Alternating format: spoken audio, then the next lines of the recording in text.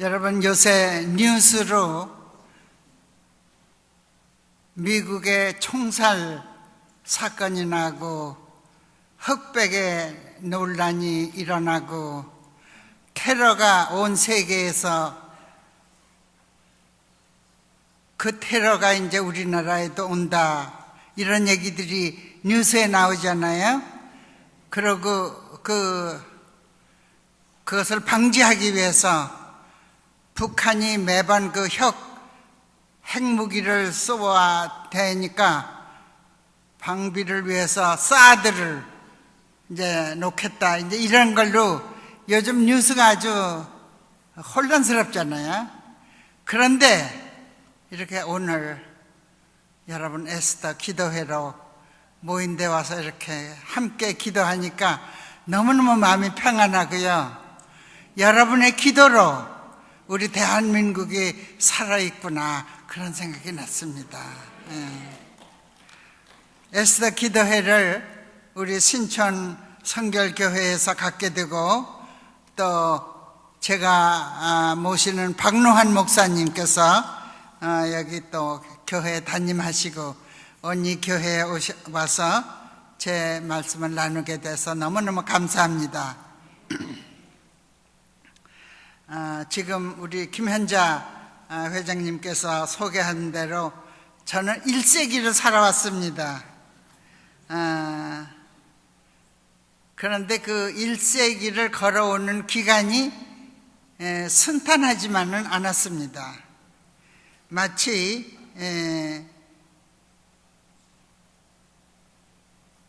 가는 물줄기가 바다로 가기까지는 많은 바위 틈을 지나서 험준한 계곡과 폭포와 산간 개울을 지나서 큰 강물에 합세하듯이 저의 일생도 이와 비슷합니다.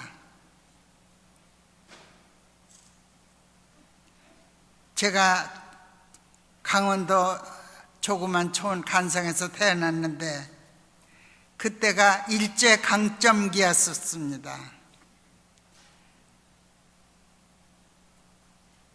제 생애 중에 정권이 5번 바뀌었습니다. 제2차 세계대전, 6.25 전쟁, 그리고 만주사변을 겪었습니다.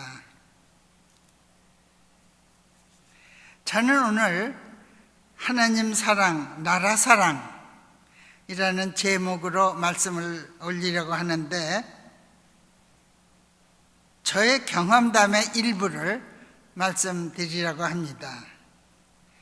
하나님 사랑은 뭡니까? 우리가 하나님을 사랑한다는 것이 뭡니까? 내가 하나님을 사랑한다고 하는 것보다는 하나님의 사랑에 대한 나의 감사입니다. 동의하세요? 네. 우리를 낳아서 길러주는 부모님께 대해서 그 사랑을 느끼고 부모님에게 감사하는 것과 마찬가지라고 생각합니다. 하나님 사랑에 대한 감사와 감격, 이것이 우리 모두에게 다 있습니다. 단지 시간과 공간의 차이 때문에 그 경험한 내용이 다릅니다. 제가 경험한 하나님 사랑, 나라 사랑의 체험을 여러분과 나누고자 합니다. 여러분께서도 이 시간에 우리 각 사람의 삶의 고비고비에서 느끼고 경험한 하나님 사랑, 나라 사랑, 그리고 거기에 대한 감사와 감격을 되새기게 되기를 바랍니다. 제가 살아온 지난 1세기는 우리나라 역사의 파란만장한 바로 그 자체였습니다. 제가 1937년에 감리교 신학교에 갔는데 3년 후에 그 학교가 문을 닫을 수밖에 없었습니다. 왜요? 일제 강압에 못 이겨서 교문을 닫게 됐습니다. 1940년대에 들어서면서 제2차 세계대전이 일어나니까 미국은 자국민을 보호하기 위해서 우리나라에 와 있던 선교사들을 다 철수 명령을 해서 선교사들이 몽땅 우리나라를 떠났습니다.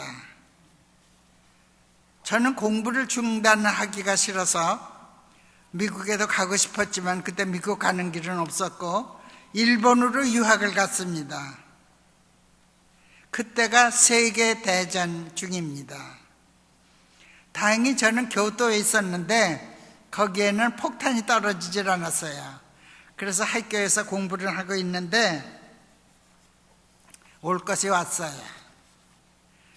졸업을 몇 달 남겨놓지 않고 우리들에게 동원령이 내렸어요. 근데 뭔가 하면은 남학생들은 전부 다 일선에 총칼을 메고 갔고 여학생들은 이선 산업 현장에서 일을 하도록 그렇게 동원이 됐습니다. 저희들이 간 곳은 일본의 해군 소속 항공기 수리공장에 배치됐습니다. 하루 종일 공장에서 일을 하고 직공과 같이 대우를 받았습니다. 그때가 1944년 겨울입니다. 준군인 대우를 받았습니다. 우리는 몸빼를 입고 이 무릎까지 오는 장화를 신고 그리고 머리에 수건을 메고 또 구급품을 담은 이 릭삭을 짊어지고 그리고 그 공장 안을 걷는 대신에 뛰는 거예요. 그게 우리들의 생활이었습니다. 근데 겨울 해가 짧아서 어두워진 뒤에 공장 일을 마치고 기숙사를 향해서 뛰어가는 어느 날 제가 이상한 소리를 들었는데 장구 소리가 나와요. 선생님들, 장구는 우리나라 고유의 악기잖아요. 근데 왜 이 일본 땅에 이 장구 소리가 나는가? 깜깜한 밤이지만 어떤 방향에서 나는가 하고 잘 살펴있다가 그 이튿날 점심 후에 그 방향 쪽으로 뛰어가 봤습니다. 그 장구 소리가 나는 방향을 잘 기억해 두어서 이제 그 방향을 뛰어갔는데 초가집이 몇 개 있었어요. 그리고 문이 열린 집으로 제가 들어서니까 젊은 부인 한 사람이 아기를 업고 마당에서 서성거리고 있었습니다. 저를 보고 깜짝 놀라는 얼굴이기에 제가 한국말을 했어요. 거가 일본이에요. 한국말을 했어요. 제가 장구 소리를 듣고 그러고 이상해서 찾아왔습니다. 그러니까 그 부인은 내가 한국 학생인 줄 알고 반가워서 얘기를 나누었습니다. 그 부인의 말에 의하면은 거기에 있는 그 초가집들이 다 한국인 노무자들이 사는 집들이라고 그래요. 그러니까 거의 다 그 내가 일하는 항공 그 수리 공장에서 직공으로 일하는 사람들이 그 초가집에 산다 그러고요.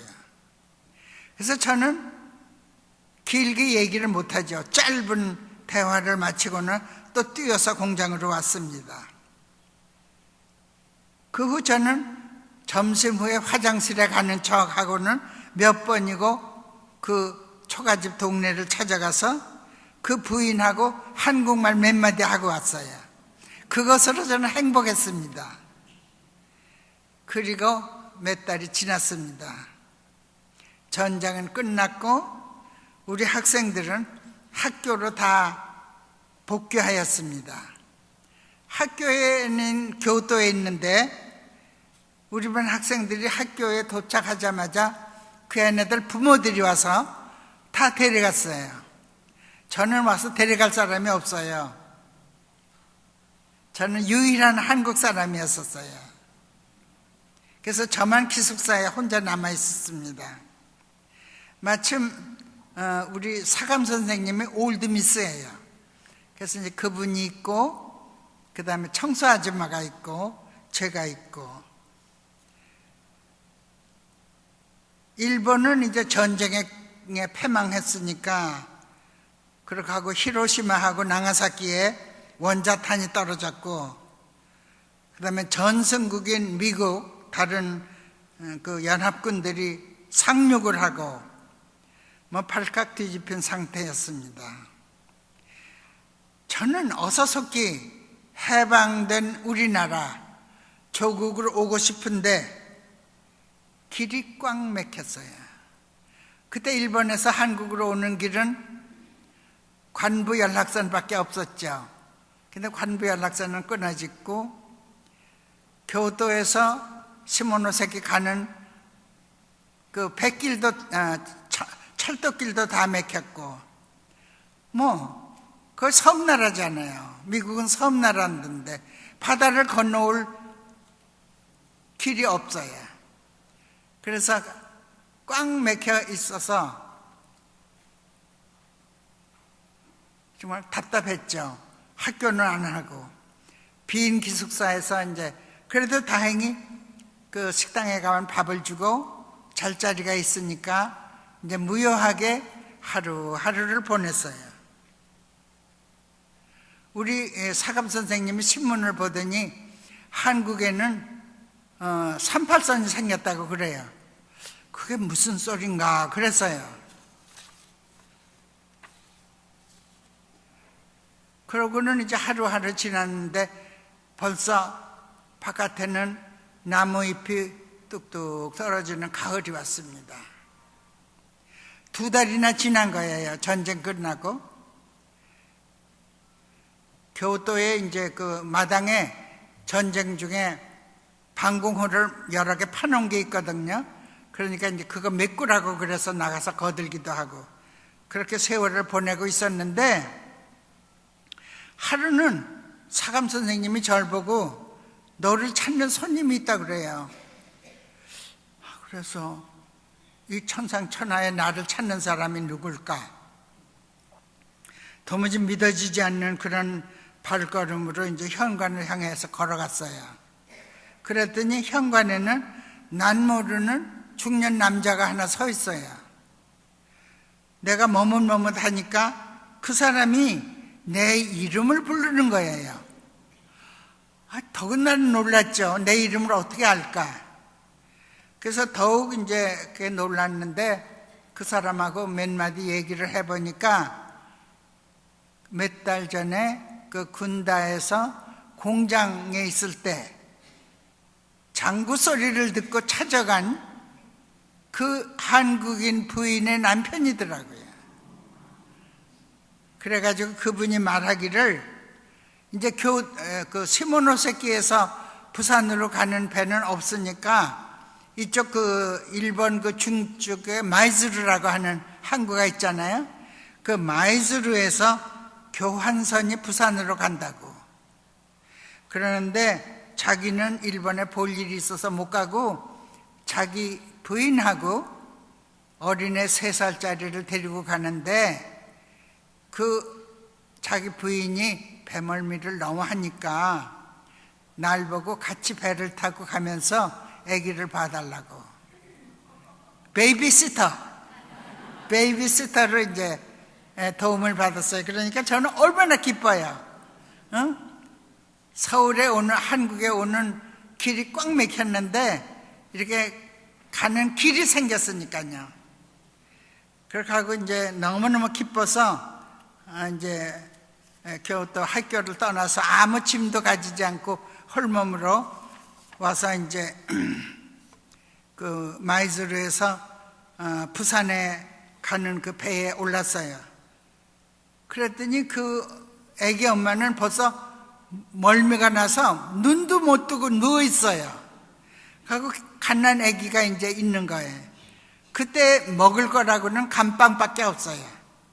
감빵을 좀 먹이고, 그러고 이제 재우고 물 먹이고, 그러고는 이제 저는 이제 간판에 올라가서 놀고 그랬는데, 그 배는 무슨 배인가 하면은 일본에 강제로 끌려갔던 한국 노무자들, 그이들을, 그 일본에 있는 사람들을 태워서 부산에 갖다 놓고 그리고 한국에 그 만주 그 조선 거기에 그 남아있는 일본 패잔병들, 그 사람들을 일본으로 데리고 오는 그런 교환선이었었어요. 그래서 그 교환선을 타고 이제 부산에 왔습니다. 얼마나 기뻤는지 배가 이렇게 요동을 치고 그냥 온몸에 그냥 바닷물을 갖다 끼얹어도 기뻤어요. 내 나라에 갈 수 있어서. 그 아기에게 이제 재워주고는 그렇게 항해를 제가 즐겼는데, 보통 그 시모노세키에서 부산까지는 8시간이면 그 관부 연락선이 오는데, 이 배는 일본 중부에서 떠났으니까 72시간 사흘밤을 배에서 잤어요. 그래가지고 저는 조국의 땅을 왔습니다. 이 사건을 통해서 저는 하나님께서 그 장구 소리로 꽉 막혀 있던 길을 내어서 주었습니다. 하나님께서는 그 장구 소리로 내게 한국 오는 길을 계획하고 계셨더라고요. 지금 생각해도 그 일본 서쪽에 조그만 어촌 군다라고 하는 데서 캄캄한 밤에 한국의 장구 소리를 듣고 내가 그 한국촌을 찾아갔는데, 그것은 하나님께서 미리 계획하신 거더라고요.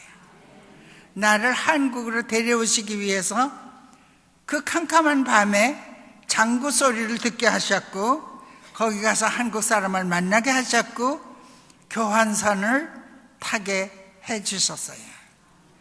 그러니까 하나님을 얼마나 감사합니까? 하나님을 감사하는 것은 하나님을 사랑하는 겁니다. 하나님은 나의 구원자이시기 때문에 하나님은 사랑하지 않을 수가 없습니다. 그 다음에 서울에 와서 취직도 하고 또 결혼도 하고 아기도 낳고 평화스럽게 사는 5년 동안이죠. 공산 치하에서 죽을 뻔했습니다. 여러분의 나이에 공산 6.25 사변을 얼마나 겪으셨는지 모르겠습니다만은 1950년 6월 25일이죠. 우리가 햇빛이 챙챙한데 멀리서 대포 소리가 났거든요.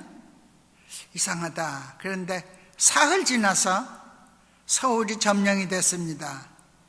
공산군은 들어오자마자 태극기를 내리고 뻘건기 이상한 거를 올렸습니다.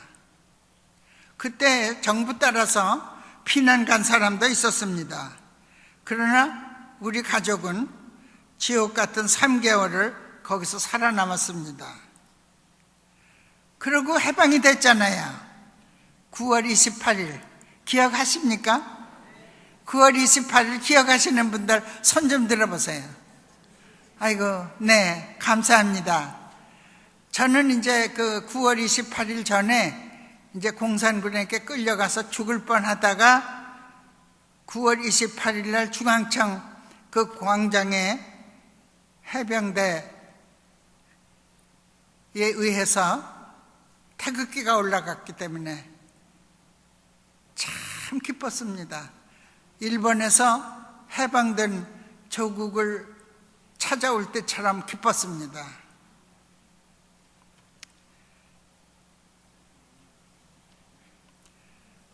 우리가 다 그 6.25 사변 석 달 동안 그때 피난 간 사람들은 덜어 있었지만 저희 가족은 피난을 못 갔는데 이제 거의 지옥 같은 3개월이었었죠.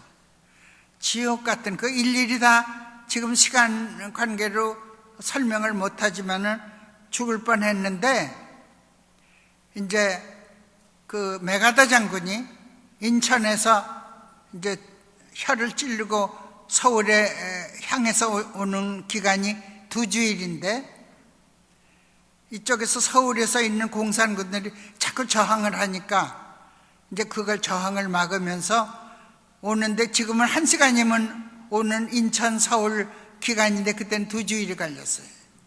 그 2주일 동안에 서울에 있는 공산군들은 사방에다 불을 지르고 그러고 가정에 들어가서 젊은 남자들을 납치해 가는 거예요. 제 남편을 잡으러 왔다가 실패하니까 저를 잡아갔어요. 그래서 제가 저를 말이죠, 총칼로 나를 위협하면서 어디론가 데리고 가더니 어떤 건물 컴컴한 지하방에 나를 처밀어 넣었습니다. 지옥이 이런 데인가? 아무 생각 없이 웅크리고 앉아 있는데 아기 엄마니까 젖이 불어와요. 그런데 아기에게 젖을 먹이고 싶은 거예요. 근데 누군가 인척 기운이 있기 때문에 여보시오, 나를 데리고 나가서 우리 애기에게 젖을 좀 먹이게 해주세요. 그러고 다시 데려오면 되잖아요. 그러니까 닥쳐 그러더라고. 그리고 얼마가 지난 후에 그 컴컴한 지하방에서 사람들을 밖으로 데려내오는 거예요. 어스름한 달밤이었습니다. 그 지하방에 그렇게 많은 사람들이 갇혀 있는 줄 몰랐습니다. 총칼을 든 인민군들이 우리 행렬 앞에 그리고 뒤에 그리고 가운데 그렇게 서서 우리들을 행렬을 이끌고 가는 거예요.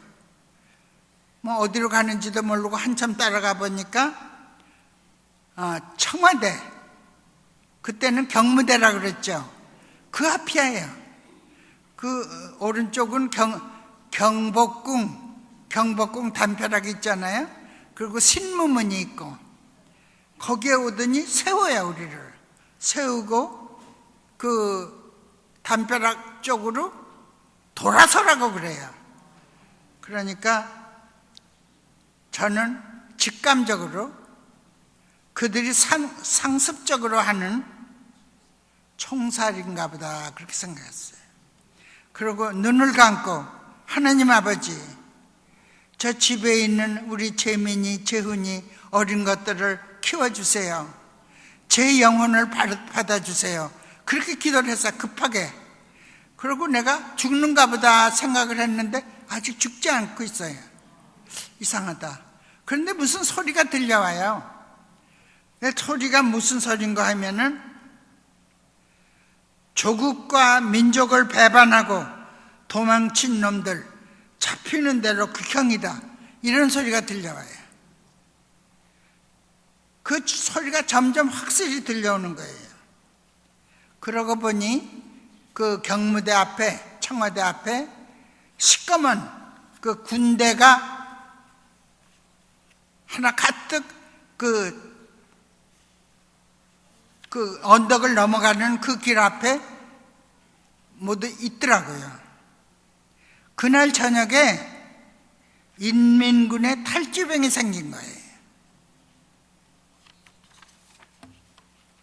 그 부대가 그 삼청동으로 넘어가면 뭐가 있는가 하면 인민재판소가 있었어요.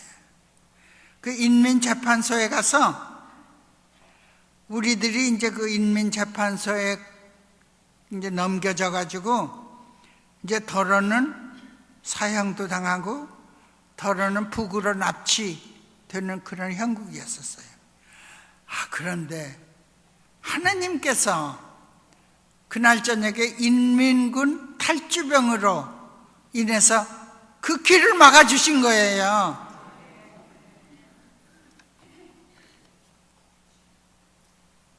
우리 행렬은 이제 분산이 돼버렸어요. 우리를 데리고 가던 군인들이 한 5, 6명씩 이제 분산을 해서 이리저리 데리고 가더니 이제 저하고 몇 사람 우리 그룹들은 바로 이전에 효자동 종점, 그 효자동 전차가 가는 그 종점에 있는 이발소 앞에 이발소 안에다가 쳐넣더라고요. 근데 이발소 앞에는 말만한 세파트 개를 묶어놨어요. 그래서 우리가 뭐 누구든지 하나 옴짝만 하면 그 개가 콩콩 짖을 그런 형국이었었어요. 그래서 꼼짝도 못하고 이제 그 안에 있는데, 그래도 거기는 전기불이 있어서 아까 그 껌껌한 거기보다는 낫고 어떻게 되는 건가 하고 그러고 있었는데, 한밤중에 새벽녘인가 봐요. 키가 유난히 큰 남자 한 사람이 들어오더라고요. 근데 그 사람이 들어오는 데는 개가 짖지가 않아요. 그러더니 내 앞에 있는 여자 한 사람 보고 왜 여기 왔느냐고 묻더라고요. 그러니까 그이가 뭐라고 하는가 하면은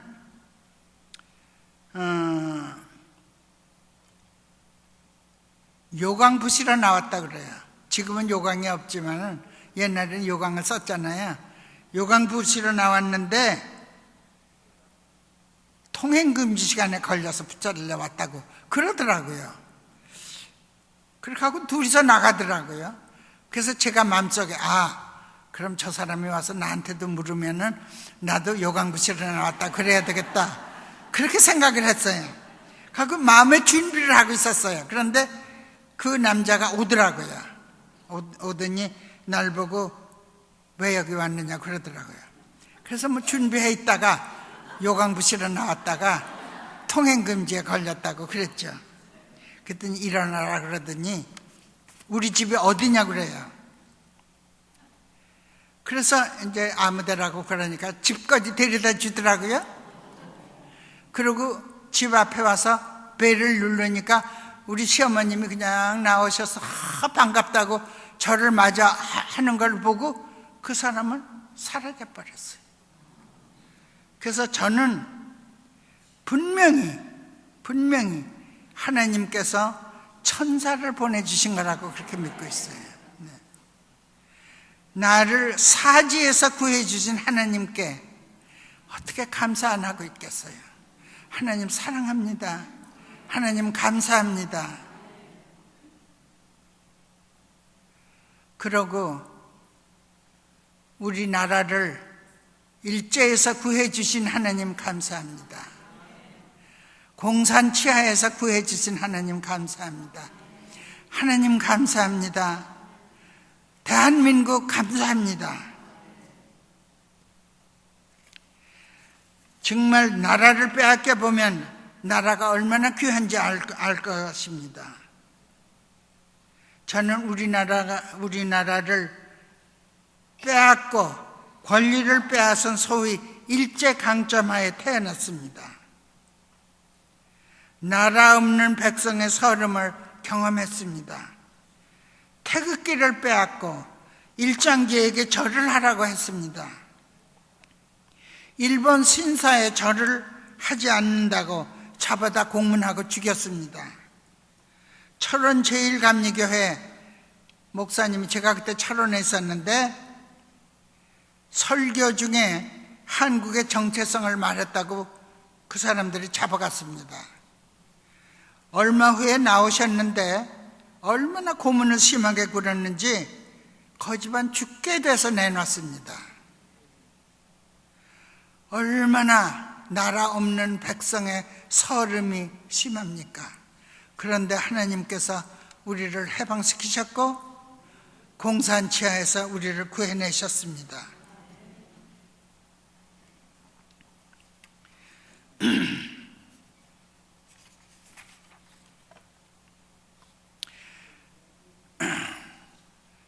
저는 태극기를 존중합니다. 우리나라를 존중하듯이 태극기의 우리나라의 상징인 태극기를 존중합니다.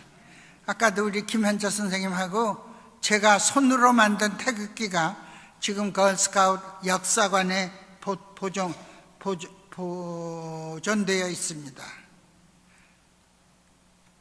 우리가 태극기를 뺏겨보니까 태극기가 얼마나 귀한지 알 수 있습니다.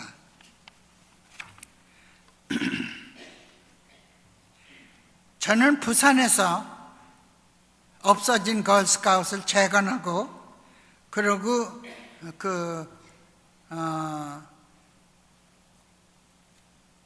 우리 걸스카웃이 전혀 다 없어진 거에서 이제 하나하나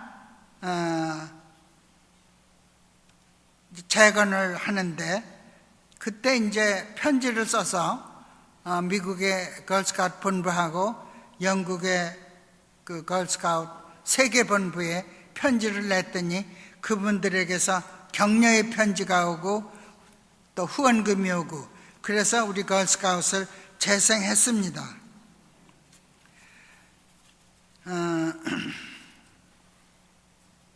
저는 여선교회 일도 열심히 했고 걸스카웃 일도 열심히 한 뒤에 제 인생의 황혼기에서 한국자원봉사능력개발연구회를 설립했습니다. 그것이 각당복지재단이라는 이름으로 변해서 그 각당복지재단 안에는